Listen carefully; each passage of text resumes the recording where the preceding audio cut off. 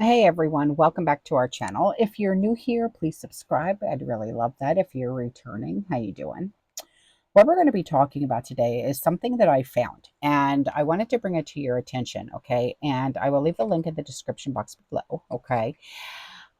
These are signs that you will probably be on a list, all right? And so I want you to listen carefully, all right?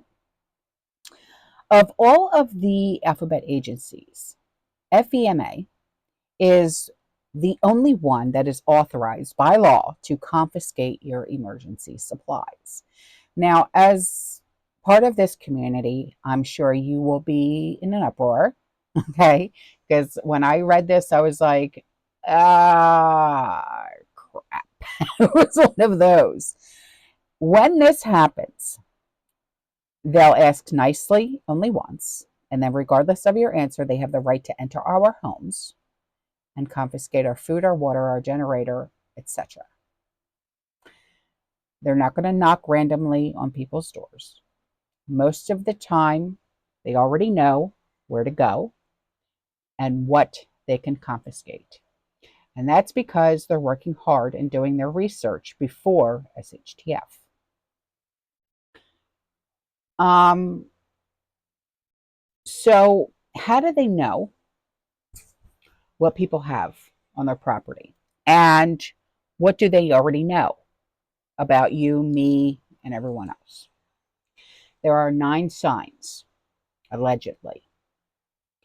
You have to live in a place with high occurrence of natural disasters or close to a critical infrastructure. So I would be like prime example because I live in a hurricane prone area. Okay. Now, this is not something that you can change, but you must be aware that employees will probably first research these zones. So you need to stay vigilant, consider alternative or hidden storage options for your stockpile. So this is probably the number one thing that they are monitoring is if you have recently bought, like, say, Augustin Farms off of Amazon.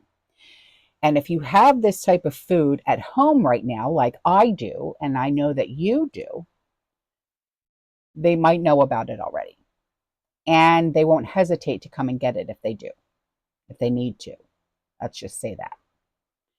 So, what we can do instead of buying online is build a stockpile from regular supermarkets and maybe pay with cash. And I know that's probably going to be a little bit difficult for a lot of us. You can also tailor it to your specific needs this way. Another thing that we can do is to have a safe place to store everything. And you can keep it in your pantry, but it will also be too easy to find if they end up searching our homes. So if we also get huge amounts of emergency supplies, if you recently bought like first aid kits, hand crank radios, fuel in high quantities, and water that should last you for more than a year, that's a huge red flag for them. The big problem here is water. You have 2 options to keep them away from your property. One is to buy it in small batches, like case by case, once a week maybe. The other is to make like a rainwater catchment system. That will really get no attention. Um, if you've bought any freedom sticks, like freedom seeds, boomsticks, the only problem with that is the shop owners keep very detailed registers on who bought what. Law requires them to maintain records of all sales for at least 20 years. That's the scary part. This includes information like the exact description, like model serial number, also the name, the address, ID of the buyer. So if you have these items in your stash, you're probably already on a list. But if you have one that's older than 20 years, you're probably okay. The older, the better, pretty much. Your online searches are being watched. The problem with this is conventional search engines are not secure, and your online data and searches are constantly being checked and analyzed. So this agency is probably not the only government agency that has access to your data. And the laws in this country are not exactly designed to protect the innocent, if you get my drift. If you've bought any gold and silver, this stuff will be worth a fortune in a future crisis. It's wise to have put some aside for dark times, like we all know to do, but if you have it in coins or bars, you might attract attention. So a good idea is to buy jewelry instead, even if it's broken. Okay? Like yard sales, estate sales, vintage markets, antique stores. This way, you can put it away. No one's any of the wiser. If you have frequent and large withdrawals of cash, credit card use is one of the easiest ways for them to track us. But if you're still allowed to pay in cash, which is changing quickly around here, but if you go to the bank and you withdraw all of your money, like especially if it's over a certain amount, you're attracting attention to yourself. And a lot of times now, the tellers want to know, what are you doing? What are you buying? They're like, I'm buying a car for my kid. What do you care? If you're over a certain age, it's for my grandkid. They just got their license. I'm buying a car. What do you care? But I'm just saying, all right? Pay in cash whenever you can. Smaller batches are better. If you bought a generator lately, now you don't want your life to depend on the grid, okay? And they know this.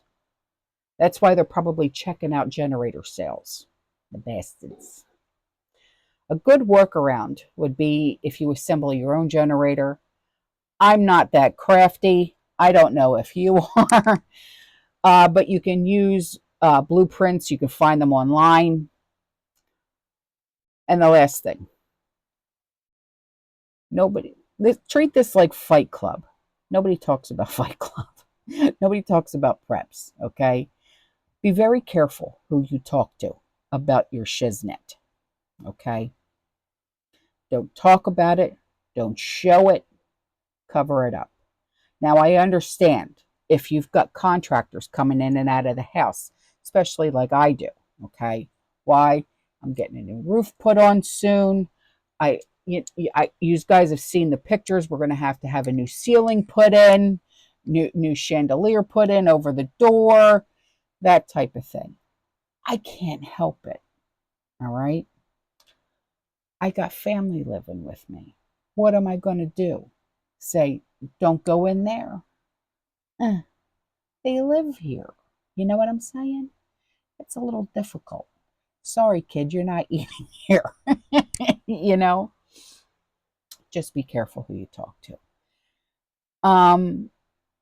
Now, if you're talking to like a workmate, a colleague, whatever, they might know a guy who knows a guy who knows a guy who knows a guy that works for FEMA.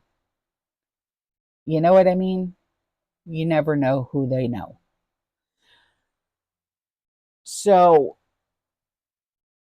just be careful. And whatever you do, don't let your neighbors know what you're doing.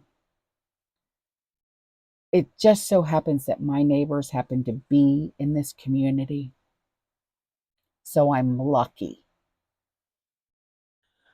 Because if things go bad, your neighbors could turn into looters in a matter of days.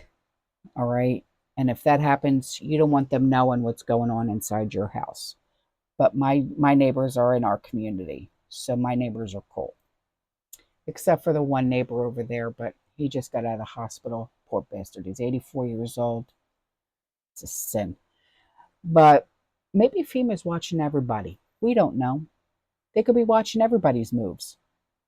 But there are a lot of things that you can do to make sure that you're never on their list in the first place, like living under a rock. I'm kidding, but still. You never know. You got to be careful. Okay? All right, guys, listen. I'm out of here. I'll see you in the next one. You stay safe, you stay positive, you keep prepping, and as always, fearless. Ciao.